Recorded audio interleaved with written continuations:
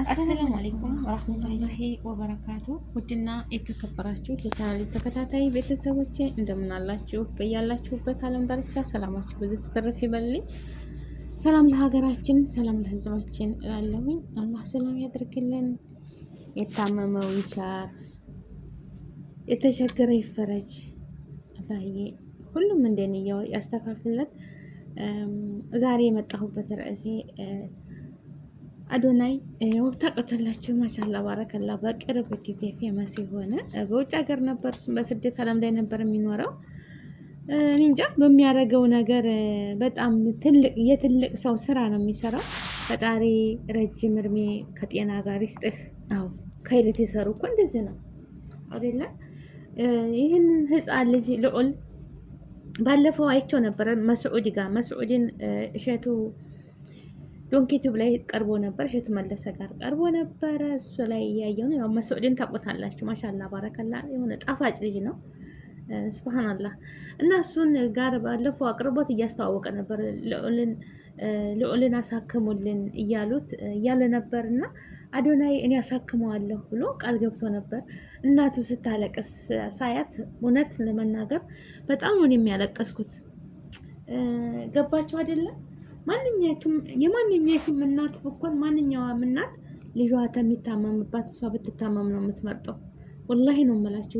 ልጆቻችን ሌላው ቀርቶ እንዲሁ የሆነ ድምፅ እኳ ሲያወጡ ተንቅልፍ ላይ ሆነው ወይም ሲያተኩሱ ምን አይነት ስቀቀን እንዳለን ማለት ነው። ምን አይነት ሰቀቀን፣ ምን አይነት ጭንቅ ላይ እንዳለን የወለደ ነው የሚያውቀው።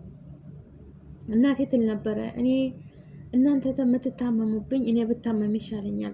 በተለይ ደግሞ የልጅ ህመም በጣም አስቸጋሪ ነው። ወላሂ ልጅ ከሚታመም በጣም ከባድ ነው። ግን ያው ላያስችል አይሰጥም ይባላል። አላህ የሰጠንን ሌላ ምን እናደርጋለን?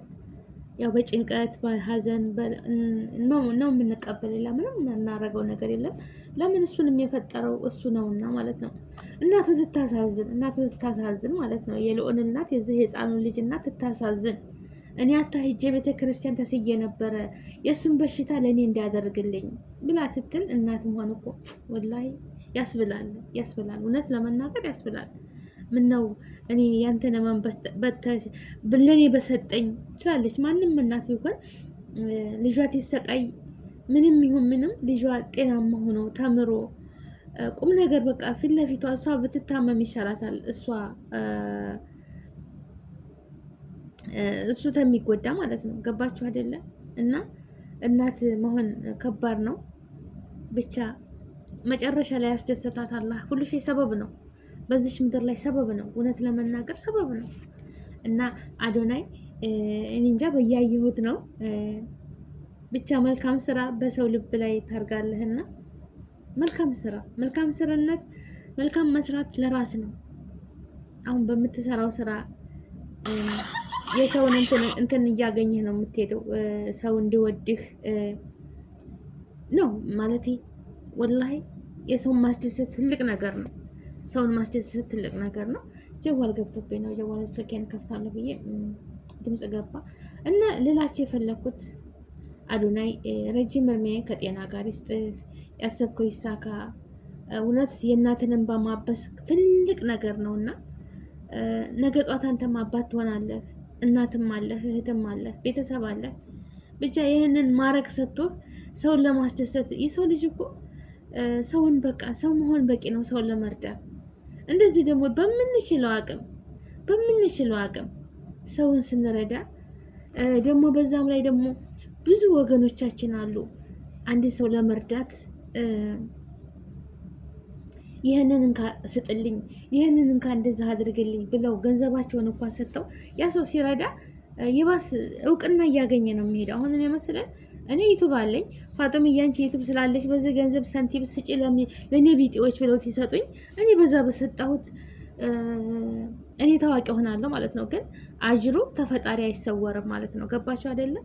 ያው በትክክል አማናን ጠብቆ ያንን አጅር ሰደቃ መስጠት አድርስ የተባለውን 5 ሳንቲም ሳይቀንስ የሰው ልጅ ከሰጠ ያ የነየተው ሰውዬ ያደረሰው ማጅር አለው። የዛኛው የትልቁ ደግሞ ነይቶ ለወገኖች ብሎ የሚያደርሰው በዛውም ደግሞ ለሰጪው ለአድራሹ ሰው እውቅናን ያገኛል። ለሰው ደግነትን ለሌሎችም አርአያ ይሆናል። ሰውን ያስተምራል ማለት ነው። እና አዶናይ የቤት ኪራይ ሲከፍልላቸው በየአስፋልቱ ላይ መኪና እያቆሙ ማለት ነው። እና የቤት ኪራይ የዓመት የቤት ኪራይ ከፍየላቸዋል። ለሁሉም ሰው አያዳርስም። የሁሉም ችግረኛ ሀገራችን ተፈናቃዩ ብዙ ነው። ታውቃላችሁ ሀገራችን ያለ መከራና ስቃይ ማለት ነው።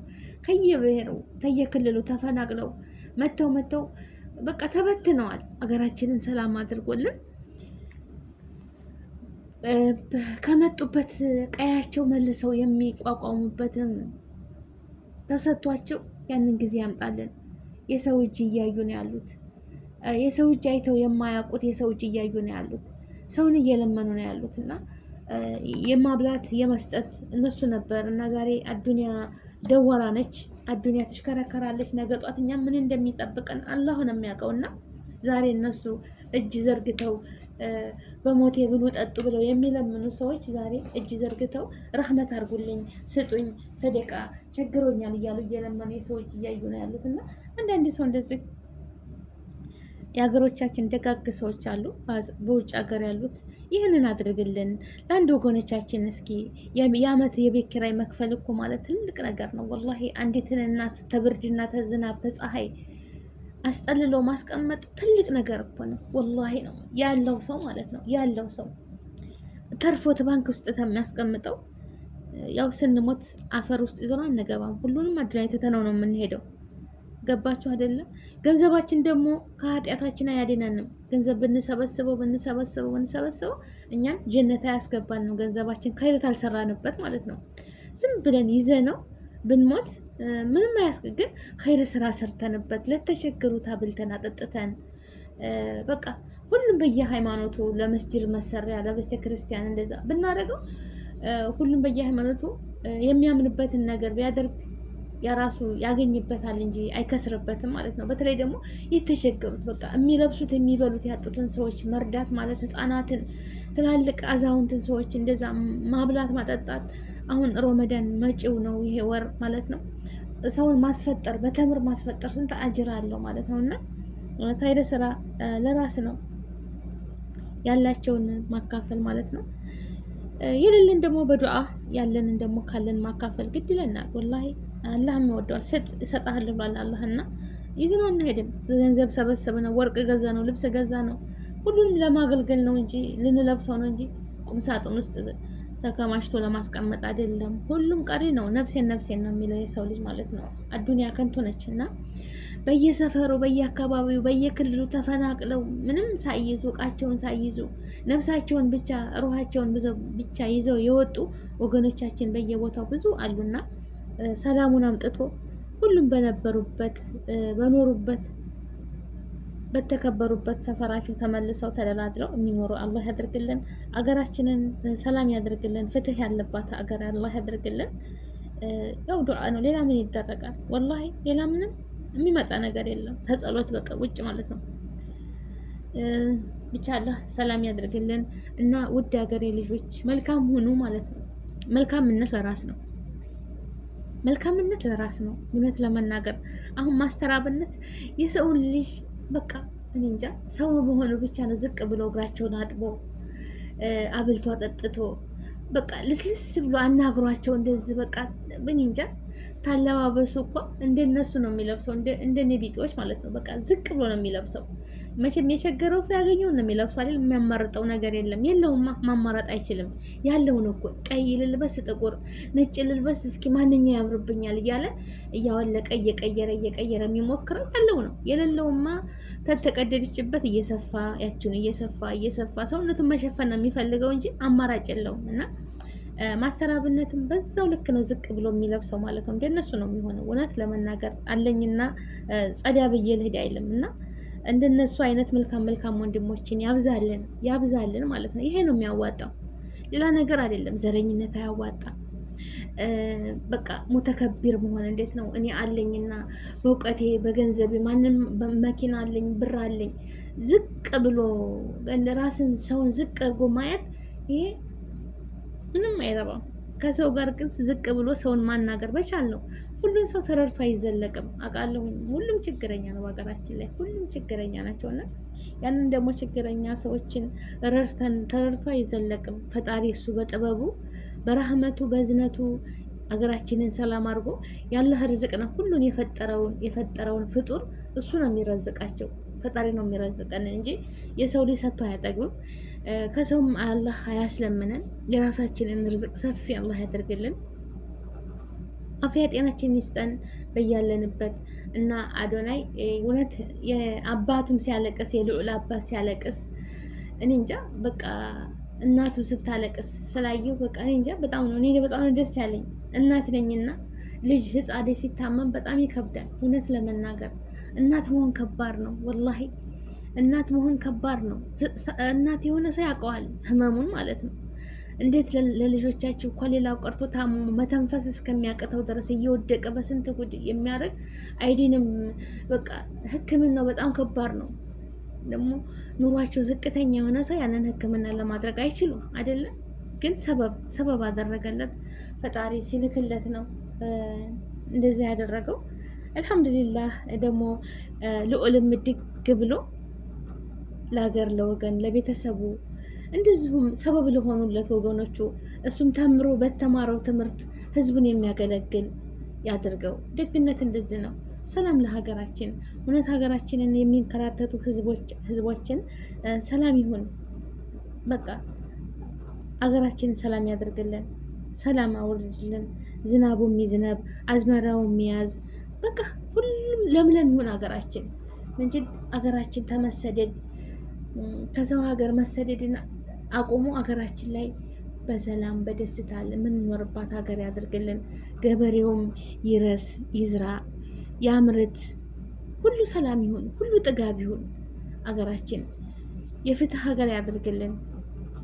ውድ ሀገሬ ልጆች በያላችሁበት ሰላማችሁ ብዙ ትትረፍ ይበል። እኔ በጣም ደስ ስላለኝ ነው እውነት እንደዚህ መልካም ወንድሞችን ከመጥፎ ነገር ሁሉ ጠብቆ ረጅም እድሜ ከጤና ጋር ተነ ቤተሰቦቻቸው ያኖራቸው። ወላሂ መልካም ስራ ያስደስታል እንጂ አያስከፋም። እንደ መስጠት የሚያስደስት የለም። ከይር ስራ እንደ መስራት የሚያስደስት የለም። በቃ ከይር ስራ ሰርታችሁ ሂዱ። ያሸ ወላሂ ላዚም ለምን ተማራችሁ? አሁን አንድ ሰው ተምሮ ስንት ተንከራቶ ቤተሰቡን አስቸግሮ ግን መጥፎ ስራ የስራ ሰውን ማስጨነቅ፣ በቃ ይህን ያህል ክፈሉኝ፣ ይህን እንዳረግባቸዋለሁ፣ እንደዛ አደርጋቸዋለሁ። በቃ ያ አላህ ሰውን አዛት ታድርጉ። ወላሂ እንደዚህ ሰውን በቃ ባወቃችሁት ነገር ሰውን ለማገዝ ሰውን ለመርዳት ሰው መሆን በበቂ ነው። ሰውን ለመርዳት አይደለም። ከቻላችሁ በገንዘባችሁ፣ ካልቻላችሁ ደግሞ በምክር በጥሩ ንግግር ሰውን መርዳትና ማገዝ አለብን። ክፉን ነገር የያዝልን፣ ሀገራችንን ሰላም ያደርግልን። ሀገራችን ሰላም ተሆነች ሁላችንም ወደ ሀገራችን እንገባለን የያዝነውን ይዘን። አገር ሰላም ካልሆነ ግን እስቲ ቆይ ጠብቁ፣ ይህን አመት እንየው። አገር እኮ አልተረጋጋም። አገር የብገባ ምን ይዤ እኖራለሁ? ምን መስራት አለብኝ? ለመኖርም ለመስራትም ሰላም ሲሆን እኮ ነው አገራችን አይደለም። እና አገራችንን ሰላም ያደርግልን። ሁላችንም ጸሎት ዱዓ ያስፈልጋል። ወላሂ ሰላም ያደርግልን። የሁሉም መብት ተከብሮ የሁሉም ብሔረሰቦች መብታቸው ተከብሮ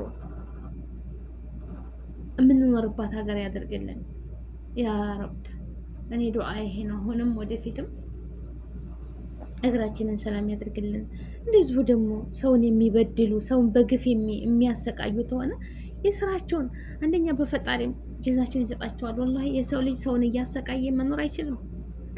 የጊዜ ሁኔታ ነው እንጂ አሁን እኔ ሰውን እየበደልኩ ሰውን እያሰቃየሁ እኔ ብቻ ልኖር፣ እኔ ብቻ ልታይ፣ እኔ ብቻ ልብላ፣ እኔ ብቻ ልጠጣት አልኩኝ ቀን ይጥለኛል እኮ ቀን ይጥለኛል። ወላሂ ዛሬ ልደሰት እችላለሁኝ፣ ግን ነገ የራሴ ስራ አዱንያ ደወራ ነች፣ የትም አትቀርም። እና ወገኖቼ ሰላም እንሆን። አላህ ሰላም ያደርጋችሁ በያላችሁበት ዓለም ዳርቻ አላህ ይጠብቀን ነው የምለው። ላይክ ሼር አድርጉ። ልጆቻችሁንም አላህ ያሳድግላችሁ። በስደት ያላችሁ እህቶቼ ስንት አለ። ልጅ ወልዳችሁ አትሰደዱ። ልጅ ወልዶ መሰደድ ከባድ ነው እውነት ለመናገር ሀቂቀተን እናት ሆና ትትሰደድ በቃ እዚህ ነው ያለነው። ሁሉን ሀሳባችን ሁሉ ከልጆቻችን ጋር ነው። አገር ያለ አገር ቤት ነው በቃ ሀሳባችን ጧት ማታ የምናስባቸው ልጆቻችንን ነው ሀቂቀተን ማለት ነው። አንዳንዴ ደግሞ አልሐምዱሊላ ምለፋውም ለሱ ነው የምንንቀሳቀሰውም ለሱ ነው ለልጆቻችን ነው ብለን እንላለን። ግን ልጆቻችን ዋጋ እየከፈሉ ነው።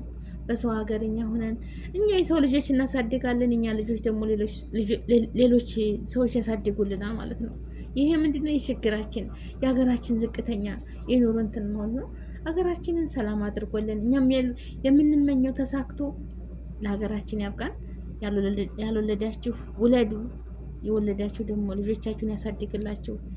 ልጆቻችን አድርገው ደግሞ ለነገ አገር ተረካቢ ይሁኑ። ለሀገራቸው የሚጠቅሙ ለህዝባቸው የሚጠቅሙ ልጆች ያድርግልን።